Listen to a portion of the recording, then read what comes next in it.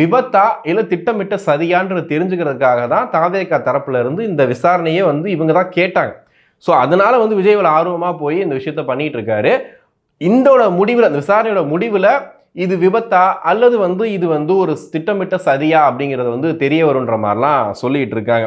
ஆனால் அதுக்குள்ளேயும் இங்கே பார்த்தீங்கன்னா விஜய் கைதாயிடுவார். திகார் சிறையில் விஜய் அடைக்க போகிறாங்க. விஜய் வந்து வெளியே வர முடியாது. ஒரு வார காலம் வந்து விஜய் வந்து இதுக்குள்ளே தான் இருக்க போகிறாரு, ஜெயிலில் தான் இருக்க போகிறாரு, டெல்லியில் தான் இருக்க போகிறாரு அப்படிங்கிற மாதிரி ஏகப்பட்ட விஷயங்கள் வந்து தொடர்ந்து பேசிக்கிட்டே இருக்காங்க. அவங்க ஒரு பக்கம் பேசிக்கிட்டே தான் இருக்காங்க. இன்னொரு பக்கம் வந்து விஜய் அவர்கள் காரில் போகிறத எடிட் பண்ணி டிவிகே தொண்டர்கள் வந்து பயங்கரமாக என்ஜாய் பண்ணிட்டு இருக்காங்க.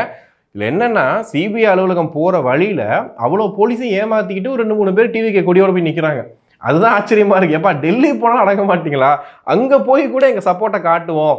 ஏன்னா அங்கெல்லாம் பார்த்தீங்கன்னா பிடிச்சா உடனே போட்டு உளுத்தி போட்டு மிதிச்சிருவாங்க.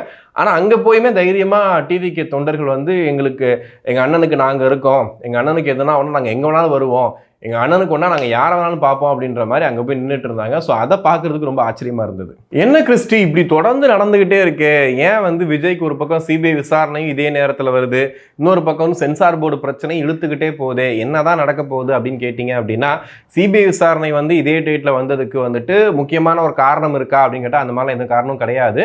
எல்லாம் ஒரு சேர ஒரே நேரத்தில் பிரச்சனையாக வந்து நிற்கிது. ஏன்னா சிபிஐ விசாரணை முன்னாடியே சொன்னது தான். ஸோ இந்த டேட்டில் வரணும்னு சொல்லி அவங்க சொல்லியிருந்தாங்க. இதுக்கப்புறம் விஜய் எப்போ வரணுங்கிறதையும் வந்துட்டு இன்னைக்கு ஈவினிங் இல்லை நாளைக்கு காலையில் சொல்லிடுவாங்க அப்படிங்கிறது வந்து முன்னாடியே பிளான் பண்ணது.